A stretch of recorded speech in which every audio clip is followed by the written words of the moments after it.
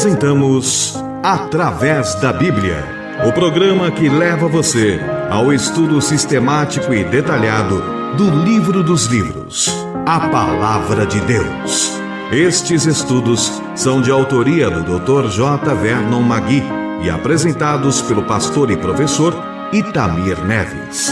Convidamos você, ouvinte, a acompanhar esta jornada através da Bíblia. Olá, amigo. Estamos iniciando mais um programa da série Através da Bíblia e com satisfação quero saudá-lo em nome do Senhor Jesus Cristo. É sempre um momento precioso esse que temos de diariamente compartilharmos a palavra de Deus com você que tem nos acompanhado nesse projeto de estudarmos toda a palavra de Deus. O nosso objetivo com esse estudo da Bíblia, das Escrituras Sagradas, não é outro senão o de colocarmos nossas vidas totalmente ajustadas à vontade de Deus que está revelada na sua palavra.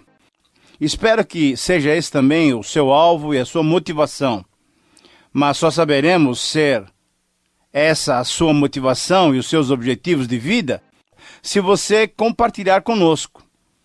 Então, por isso nós pedimos que você nos escreva contando as suas vitórias, as suas dúvidas, os seus pedidos de oração, os seus problemas. Na verdade, queremos ouvi-lo. Temos irmãos dispostos a interceder individualmente por você. Quero que você anote isso aí. Você tem irmãos aqui que podem orar continuamente por você. E hoje nós registramos a carta de um jovem irmão de Lagoa de Dentro, no estado da Paraíba.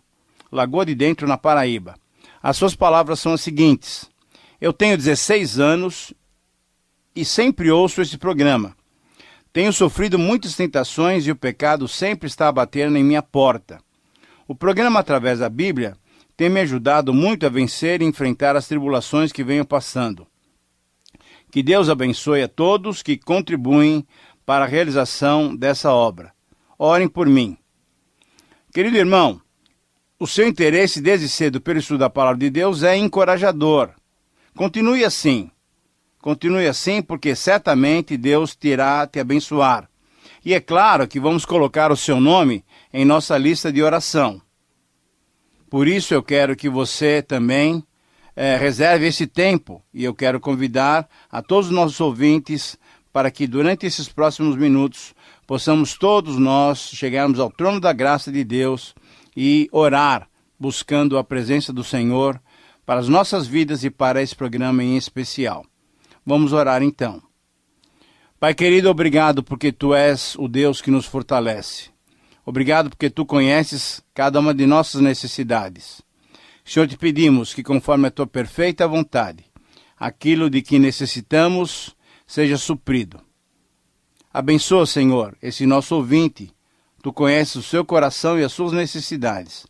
Abençoa, na verdade, todos nós que nos colocamos agora diante do Senhor. Certos de que Tu nos ouves, certo que Tu ouves a nossa oração, pedimos a iluminação do Teu Espírito para essa hora. Nós oramos em nome de Jesus. Amém. Fortalece a fé.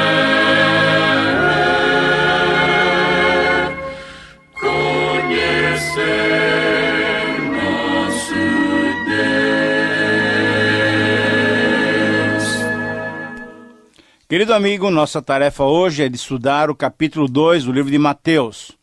Mas como temos feito normalmente, vale a pena recordar um pouco dos programas anteriores para facilitar o nosso entendimento. Você se lembra do propósito pelo qual Mateus escreveu seu evangelho? É isso mesmo, muito bem. Ele queria provar para os seus patrícios judeus que Jesus era o Messias prometido do Antigo Testamento. Mateus também estava provando que, sendo Messias, o reino que Jesus estabeleceria não seria um reino físico e político como os judeus estavam esperando.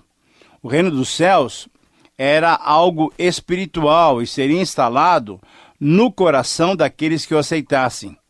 Por isso mesmo, Jesus foi reconhecido e chamado de filho de Davi, mostrando também que não apenas alguns judeus, mas os estrangeiros, isto é, os gentios, consideravam e aceitaram Jesus como Salvador e Senhor de suas vidas.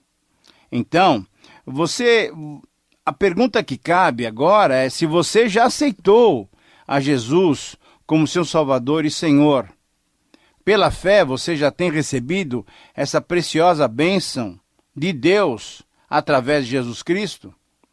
Se esse era o propósito de Mateus para os seus contemporâneos, esse é o nosso propósito para com todos aqueles que nos ouvem. Minha oração é que você perceba o quão importante é essa decisão. Reconheça e se posicione ao lado de Jesus. Ou, se você já se tornou um súdito do Rei Jesus, então compartilhe com outros essa mensagem da graça e do amor divino.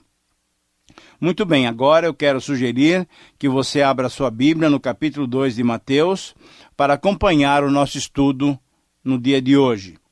O texto inicia relatando que Jesus nasceu em Belém da Judéia nos dias do rei Herodes. E chegando a Jerusalém, uns magos do Oriente perguntaram sobre o nascimento do rei Jesus, pois tinham visto a sua estrela e tinham vindo para adorá-lo. Querido amigo, nesses 2 versículos iniciais, podemos entender com mais exatidão o tempo do nascimento de Jesus. Pela história, sabemos que Herodes o Grande, que não era judeu, mas sim Idumeu, um descendente de Esaú, ele reinou a partir do ano 37 a.C. e morreu no ano 4 a.C. E se ele ainda mandou matar as crianças de 2 anos para baixo, conforme o versículo 16, que nós vamos estudar posteriormente, podemos então datar o nascimento de Jesus entre 6 ou 5 antes de Cristo, de acordo com o calendário gregoriano.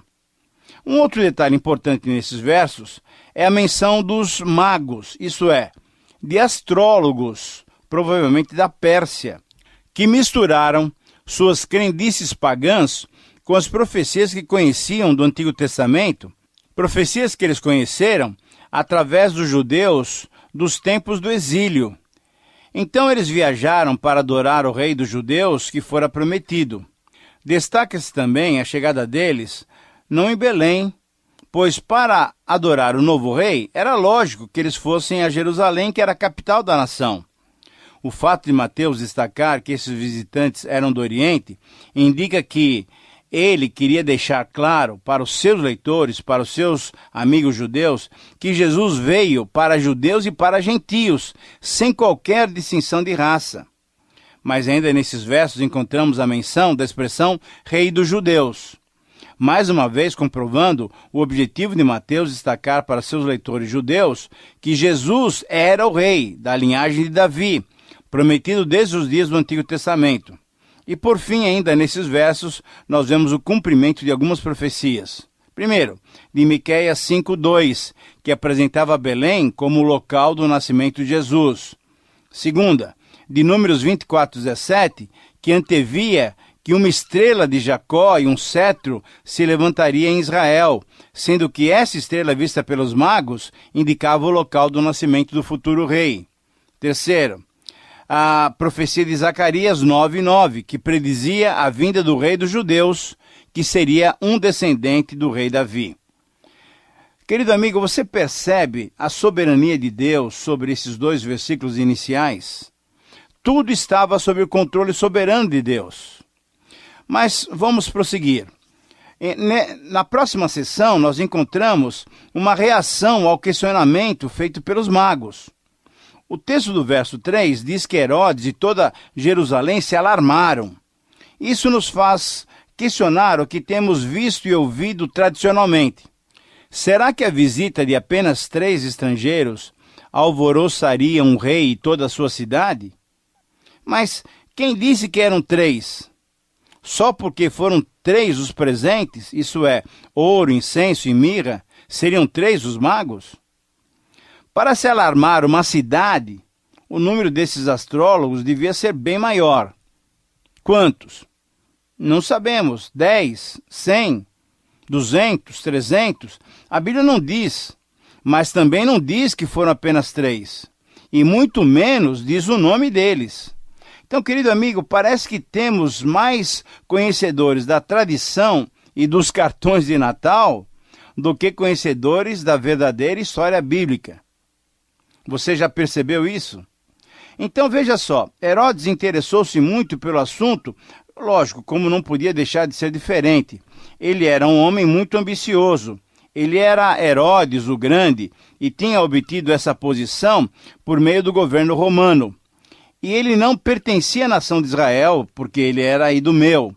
E ouvindo falar então a respeito do recém-nascido rei dos judeus, ele ficou logo ansioso para saber mais a respeito desse nenezinho que tinha nascido. Herodes então convocou os mestres da lei, os escribas, que eram profissionais respeitados, que copiavam as escrituras, convocou também os sacerdotes e lhes perguntou onde deveria nascer o Cristo. Ora, e sem perda de tempo, esses conhecedores da lei lhe responderam seguramente, o Messias, o rei dos judeus, deveria nascer em Belém, conforme a profecia de Miqueias. Na verdade, esses estudiosos, eles sabiam essas profecias a respeito do Messias de cor.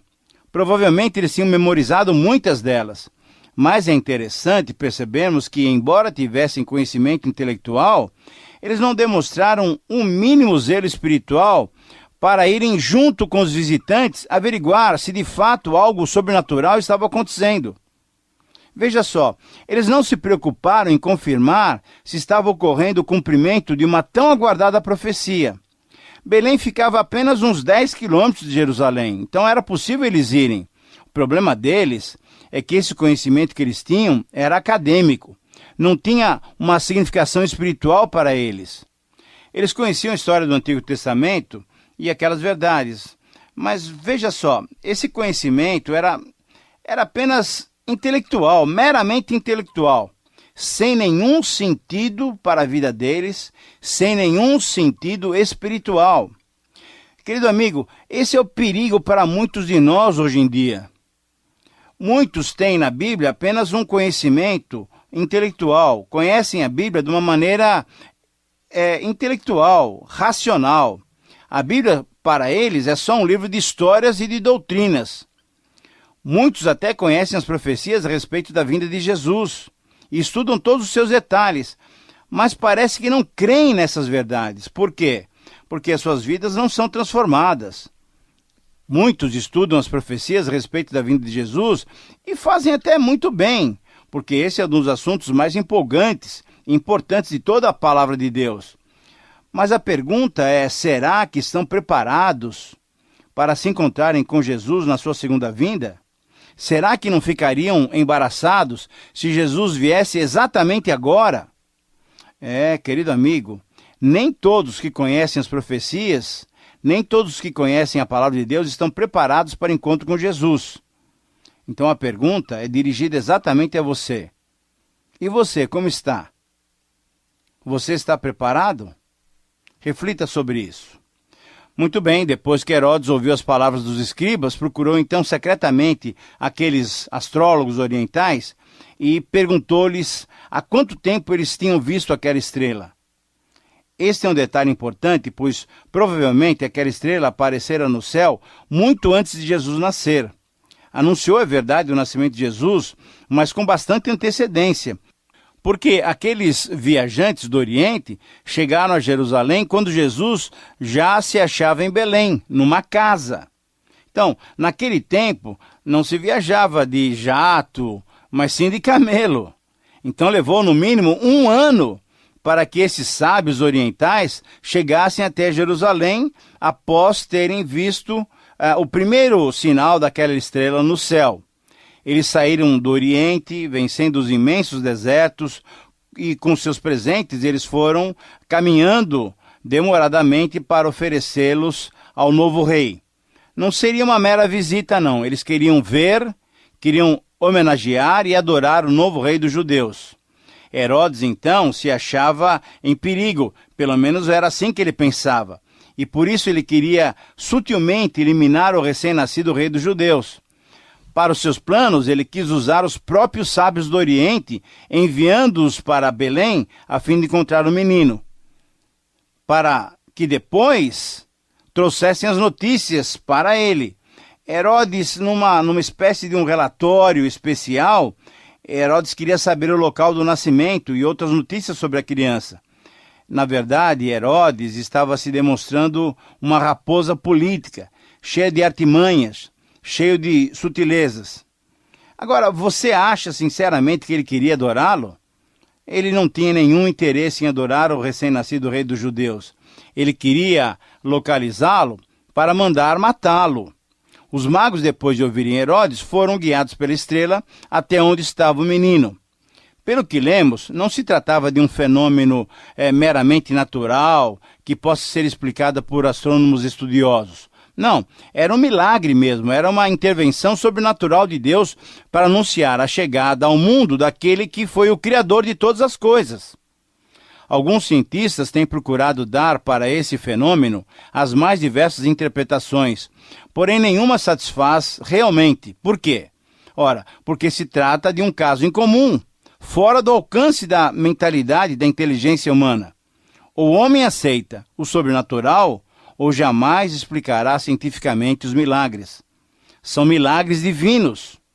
Muito bem, mas vendo a estrela divinamente movida sobre o local certo, os magos chegaram e se alegraram com grande e intenso júbilo. E entrando na casa, viram um menino com Maria, sua mãe, e adorando-o, abriram seus presentes e lhe entregaram ouro, incenso e mirra. Querido amigo, é importante destacar que, chegando àquele local, não encontraram mais a criança num estábulo, numa manjedoura, mas encontraram a Maria, Jesus, o recém-nascido, numa casa. Veja só, os cartões de Natal sempre mostram esses magos aparecendo diante de Jesus numa manjedoura. Mas José, Maria e Jesus já estavam numa casa. E foi nessa casa que esses astrólogos o encontraram. E com certeza não estavam com os pastores. Essa visita foi feita bem depois, talvez um ano ou mais do dia do nascimento de Jesus. Esse texto é muito importante também, porque mostra que esses visitantes prostraram-se diante de Jesus e o adoraram. Não diz o texto que eles se prostraram e adoraram a Maria. Veja só, mas diz que eles se prostraram e adoraram o Rei Jesus. Mas é importante também considerar as ofertas que eles levaram para o Senhor Jesus. Veja só o significado delas. O ouro, incenso e mirra eram um cumprimento da profecia de Isaías 60, versículo 6. E é interessante que notarmos que o ouro fala do quê? Do nascimento e da realeza de Jesus. O incenso fala da sua vida santa e da fragrância do seu ministério profético. E a mirra mostra o aspecto sacerdotal e antevê a sua morte também como sacrifício.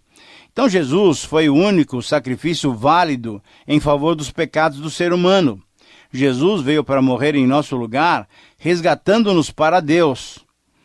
Então, quando o anjo anunciou a Maria o nascimento de Jesus, o anjo disse: "E lhe darás o nome de Jesus, porque ele salvará o seu povo dos pecados deles." O Salvador tinha que morrer numa cruz para trazer remissão para todos os que pudessem vir a crer nele e pudessem aceitá-lo também como Salvador. Então, querido amigo, a pergunta que se faz, e eu quero fazê-la bem especificamente para você, é se você conhecia essa história dessa maneira, sobre esses aspectos. Você vê apenas um bebê na manjedoura de Belém?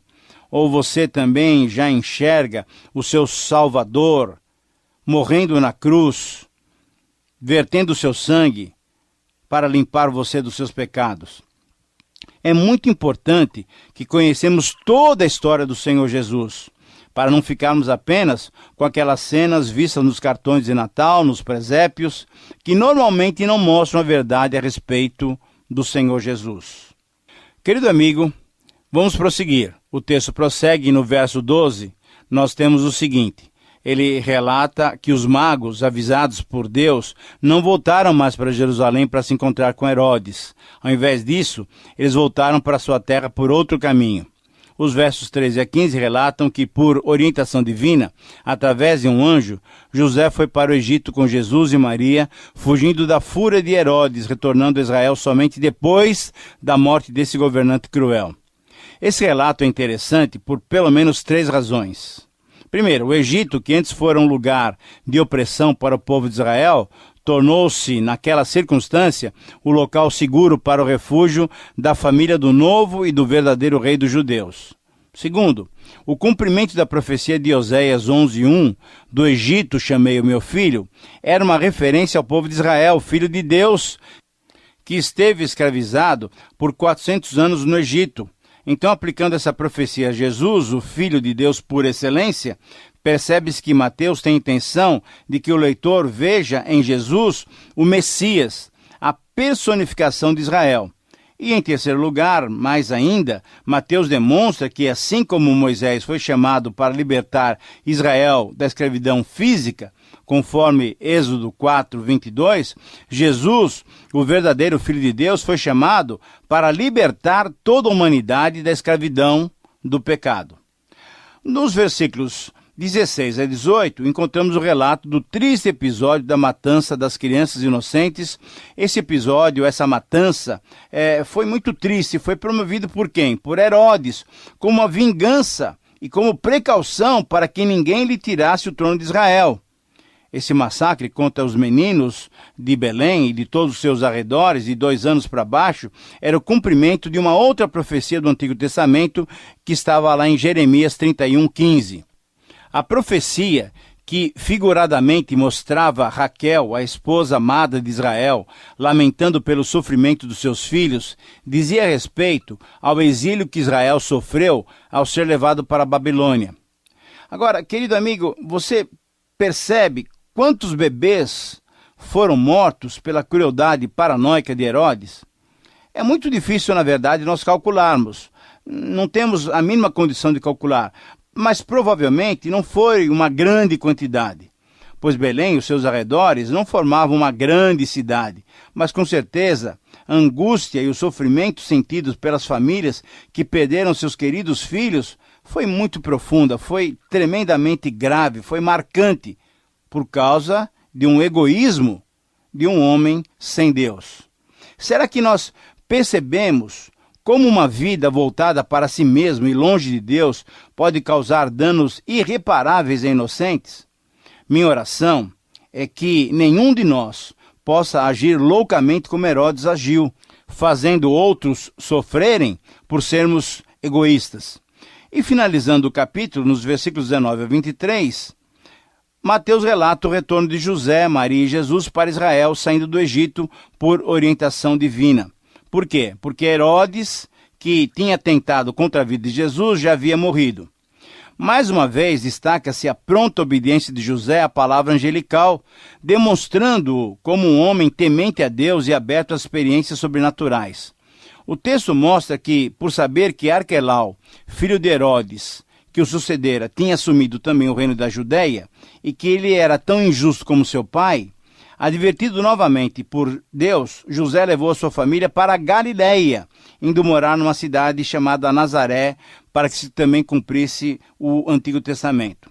Sobre o cumprimento do Antigo Testamento, alguns estudiosos entendem que, pela semelhança dos termos nazareno e nazireu, Juízes 13, 6 e 7 está em foco. Outros entendem que a semelhança dos termos nazareno e nézer, que significa ramo, essa profecia se refere a Isaías 11:1 ou Jeremias 23:5, indicando Jesus como renovo, como ramo de Jessé e Davi. Mas ainda outros entendem que a profecia cumprida não se refere a um texto específico, mas a um tema encontrado em vários profetas de que o Messias seria desprezado por ter vindo de Nazaré, conforme lemos, por exemplo, em João 1,46, pois era um dito popular: de Nazaré pode sair alguma coisa boa? Querido amigo, estamos chegando no final do nosso programa, e embora Jesus tenha sido desprezado e ainda hoje é desprezado por muitas pessoas, nós sabemos que Ele é o nosso Salvador e o nosso Senhor. E, na verdade, o Senhor Jesus é a prova maior do amor de Deus para conosco. Que eu e você possamos sempre valorizar a Jesus Cristo, o Deus encarnado, nascido em Belém, o nosso amado Salvador e o nosso querido Senhor. Muito bem. Concluímos assim o programa de hoje, o estudo de hoje. Muitas lições, muitas aplicações podem ser feitas. Que Deus nos ajude a transformá-las em verdade para as nossas vidas. Mais uma vez, obrigado por sua atenção. Anote o nosso endereço e escreva-nos. A sua carta para nós é muito importante. Isso nos traz muita alegria. Eu espero por sua sintonia no próximo programa e que Deus te abençoe. Terminamos mais uma apresentação do programa Através da Bíblia. Esperamos que você nos escreva, dando a sua opinião sobre o que ouviu. O nosso endereço é Caixa Postal 18.300, CEP 04626-970, São Paulo, São Paulo. Repetindo, Caixa Postal 18.300, CEP 04626-970, São Paulo, São Paulo. Este programa foi produzido nos estúdios da Transmundial.